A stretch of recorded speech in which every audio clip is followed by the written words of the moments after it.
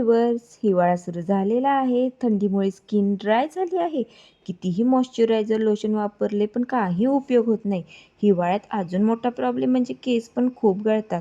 कारण त्वचेला आणि केसांना बाहेरून नाही तर आतून नरिशमेंट मिळाली पाहिजे, हे माझं मत आहे.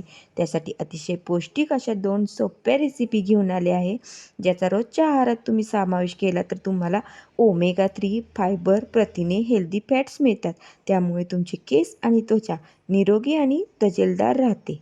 जवस, तीळ, शेंगदाणे आणि खोबरे सर्व एक वाटी छान मंद गॅसवर भाजून घ्यायचे.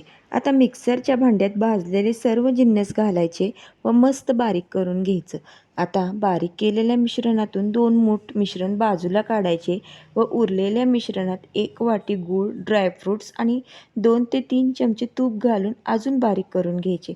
आता याचे मस्त लाडू असे बांधून घ्यायचे. आता बाजूला काढलेल्या मिश्रणात लसूण, लाल तिखट आणि चवीनुसार मीठ घालून बारीक करून घ्यायचं.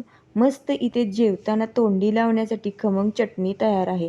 या दोन्ही पदार्थांमुळे नक्की तुमचे केस आणि त्वचा सॉफ्ट आणि शायनी होतील.